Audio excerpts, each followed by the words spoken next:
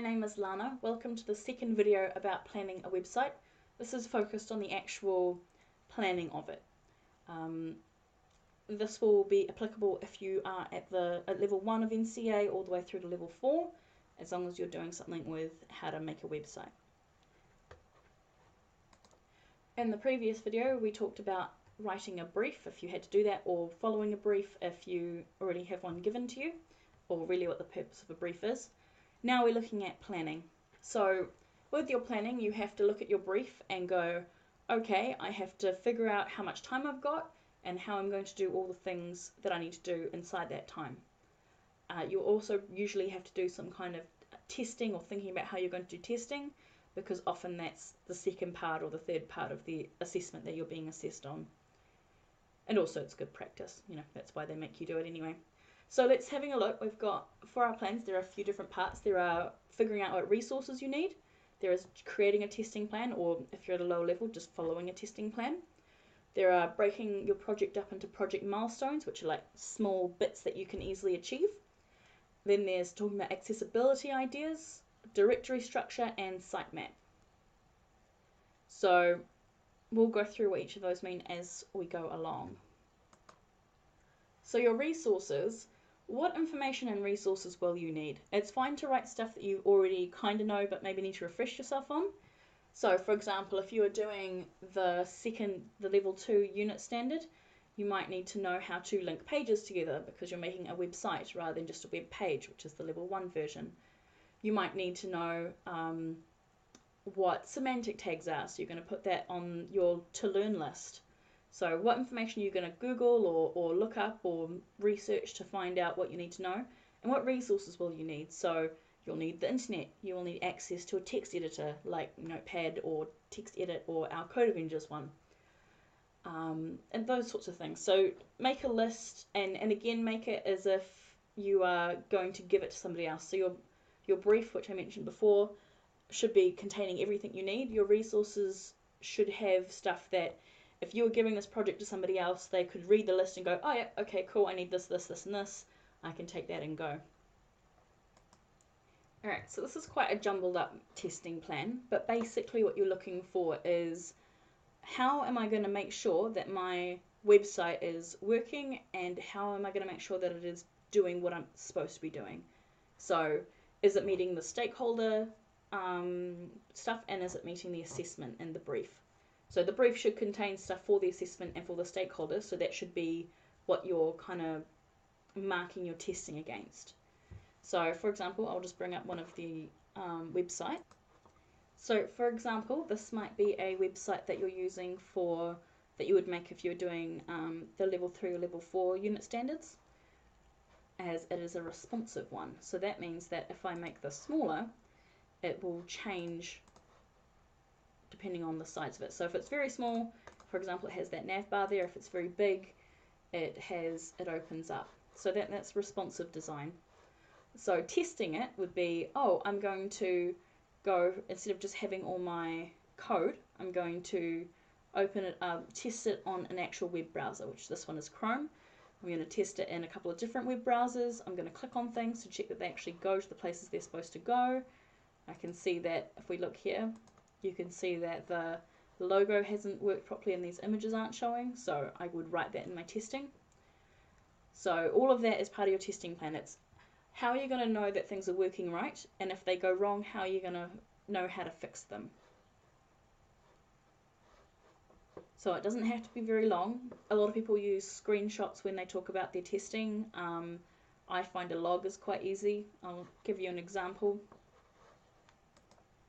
So if we look here, this is what it could look like to write a couple of so what I have is when I'm making the website, I will have this document open to the right page on either another screen, if you're lucky enough to have 2 screens, or I kind of halve the screen, or I just have it simply at the bottom and easy enough to grab, so that when I hit a problem, I can just go, oh, this is a thing that I wasn't fixing, so the CSS wasn't loading on the page. I had to fix the file path. So I'm just quickly jotting down what I'm doing. You don't have to go to a huge amount of detail and depth with this. What the teacher needs to see from you, what your kaiko needs to see, is that you are checking your work regularly and that you are no, making attempts to fix it or doing something else. So it's just about sort of documenting a little bit about how you're actually testing your work as you go. All right, so that's what that could look like. It could also just look like a whole lot of screenshots with some captions on them. It might look like a video that you make of what you're doing, whatever works for you. But you have to record it as a testing plan at level 4. Level 2 and level 3, that stuff is usually supplied for you, or a little bit of it is supplied and you kind of add the rest of it. If we're looking at project milestones, most of the assessments have Gantt charts in them. And if you haven't come across Gantt charts or Scrum or anything like that before, basically it's just deciding what you need to do and then planning out on like a grid just to see what you think that you're going to do. So this one here is a bit more in-depth than you might actually normally find.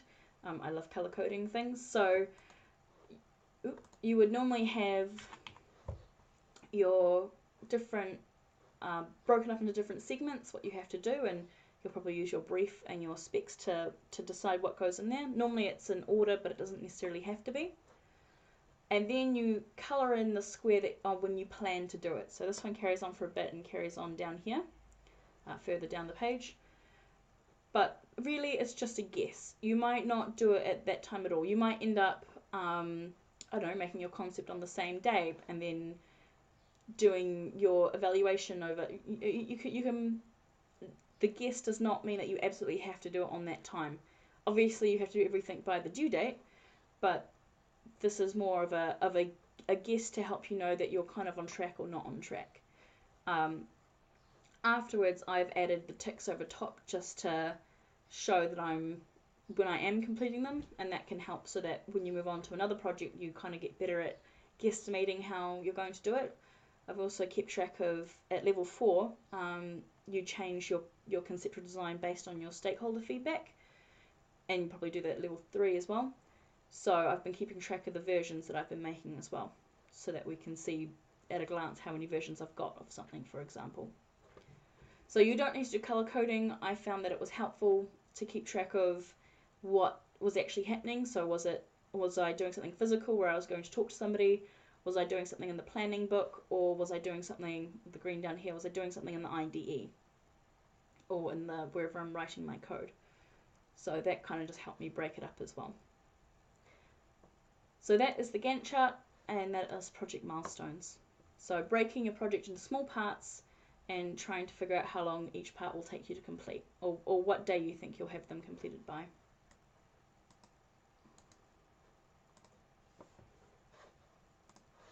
Now, accessibility is an interesting word. It covers a couple of different things. First, it means for the website context, it is, does your website work on more than one browser? So most of them tend to work similarly, but there can be like bugs or differences in them. So for example, I'm using Chrome for most of my stuff, but if I was doing it in Firefox, would it be any different? Or if I was doing it in Edge, would it be any different? This also applies to when you're making programs. This is especially notable if you're ever programming, let's say, an app that you want to work on a web browser. Oh, sorry, not a web browser. If you want to work it on Windows and you want it to work on Apple, on a tablet, those are really big issues at the moment about how is it accessible. Also, as you get to level 3 and 4, it becomes accessibility on different tablets or different devices. So am I doing this on a giant projector screen, or am I doing this on a very small phone? It should still be accessible to people. So there's that kind of accessibility. The other accessibility that you need to think about is accessibility to people with disabilities. So that means things like people who use screen readers, for example. Obviously they don't have screens, so this is perhaps blind people. They don't use screens at all. They have a voice that reads out what's going on to them. And so here I have just jumped to the Blind Foundation New Zealand. Most places that cater for a disability will have a section for how to make websites for them. And a lot of it is just really interesting. It's not that hard to add them, but if you add them, it will mean a lot to the end user. So for example, using alt tags is, in fact, pretty much a must now. It's so that's inside your image tags. You add something called alt and you say exactly what's in it. And it's much more useful to give them, say, meaningful titles for any of your titles. And what that means is instead of describing, for example, the Code Avengers logo as the red letters, you would describe it as the Code Avengers logo or something like that. You'd say more of its function rather than what it looks like, because what it looks like is not very helpful. Another thing you need to be thinking about is avoiding words like click here. That's quite an easy one. So your links should say what they actually are for rather than just a click here thing, because screen readers will read this stuff here to the person. It's not going to read what you actually see on the screen. It's just reading the background code. Not all of it, obviously, it doesn't go script, but it will say things like level 1 heading, blind foundation, level 2 heading, what you can do, those sorts of things. It's quite interesting, actually. So these can help you. There's also W3 guidelines, WCAG. If you Google that, that will help you find stuff. So that's one sort of disability that you can cater to. Also, you could do things like for people who are colorblind, make sure that you've got very strong colors against each other. If you have a red and a green of the same tone on top of each other, that will look like absolutely nothing to someone who has that particular kind of color blindness. Same thing with people who are deaf or hard of hearing. If you have a video or a song in your that you embed or put in your website, put some transcripts down, put a lyric list or something like that, something that will help them. Another one that can be useful is for people who speak other languages. If your website is a bit in, for example, English, but your main audience is Samoan, or you might be using like a waiata and te reo, but you want to translate that into English. If you have both the Māori and the English for that example, that's an example of accessibility. You're trying to reach a different audience, but your target audience. So that can be another very simple thing that can help you with meeting the accessibility criteria. It's going to also be, what are some other ones? Dyslexia, that's one that there is a very special font type that you could use. It's called Open Dyslexia, I think.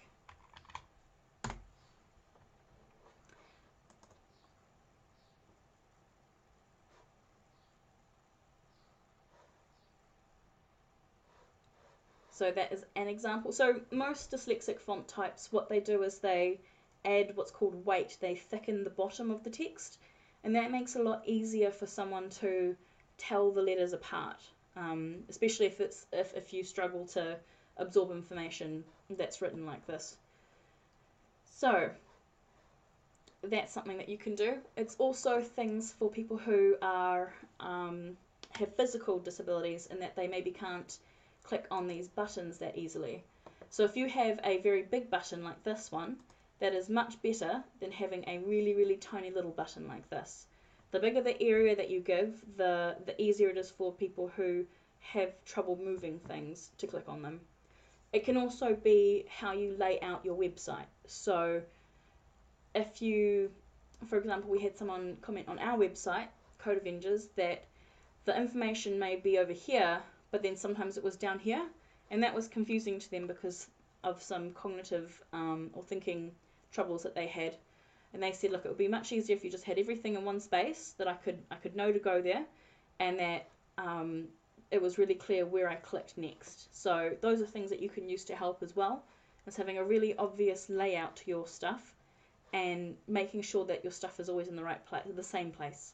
So this is true of, say, the navigation bar at the top here. Like if I clicked on home and then it jumped over here, and then I clicked on for who, and then the nav bar was down here, if it kept moving around the page, that's called bad heuristics, but also that's very challenging for anybody to use your site. So that's a bad thing to do, and you should be focusing on making sure that your site is as accessible as possible, as easy to use as possible. I'd also like to make a note on touchscreens. They are really useful for people who kind of everyday use can see things really easily and use screens really easily, but for people who are visually impaired, they can be, well, impossible to use because there's no haptic feedback, there's no touch feedback, there's no, there's nothing physical for them to use to use them. So that is something you need to consider when you're making things for touchscreen. Also, you should be thinking about things like if you are making touchscreen stuff, that things for hover don't work for touchscreen. So if I'm hovering here, you can see things popping up. That doesn't work with touchscreen because to give something focus, you have to actually click on it. Sometimes you can like click and hold and then maybe move away and it doesn't trigger it, but that's just something you need to think about. You shouldn't really be making anything for touchscreens for this website stuff. I just thought I'd throw it out there so you had something to think about. So this video is getting a bit long, but there are two more things I want to show you. There is a directory structure and a sitemap. Now, those are different things. So your directory structure is how are all your folders and files going to be together. So if you have, for example, a normal page like this, so if we go to maybe my pictures, you can see that you've got your pictures file and folder, and inside your pictures folder is like your camera roll, your saved pictures, and some maybe random files outside of it. If we go here, you can see more clearly this sort of structure here. So inside pictures, you've got 3 folders and like 10 images, and you can see that they're different kinds of files. This is a file folder, these are PNG, MOV, IE for Adobe Illustrator. And so what you need to do is kind of do the same thing for yours. So if we have a look here, inside Aroha Art, for example, this is my root folder. This is the very beginning of all the other folders. Inside here, you can find these 5 web pages, this, and then these 2 folders, right? Blog content and media. Inside the blog content, you can find these 2 files. One of them is a web page, one of them is an image. Inside the media folder, you will find all of these different pictures, all of these different image files. So at level 1 and 2, you don't need to really do anything about this. At level 1, you don't need to put, and level 2, you don't even need to put them inside of a root folder. Everything can just be floating around in chaos. At level 3 and level 4, you need to put these inside of root folders and organize your structure. At level 4, you need to show exactly how you plan to lay things out. At level, never mind. The sitemap over here, this is how is everything connected together. So many web pages will do this as a list because generating an image like this isn't actually that useful. But you still have to do it because it's in the assessment. I know that's a really silly way to phrase that, but what this looks like is you've got your pages and how are they all going to connect together. So I've got my home page and it's going to go out to a Google map. So that's an external site. My gallery is going to go out to a contact form. My blog is going to connect to an internal different page. And these are all going to connect together as part of the nav bar.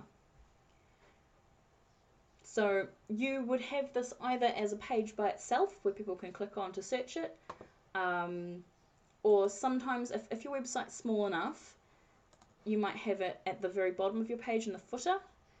That's what I would suggest at level 2, is to put your information at the footer of your web page. Because at level 2 you're only making 3 web pages and it gets a bit silly to have another page all by itself just to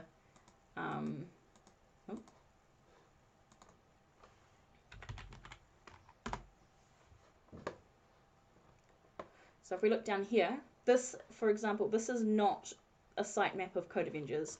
Code Avengers has far more files than this, but your page could look like this. You could put your own ones on here, and that could be your sitemap for such a small web page.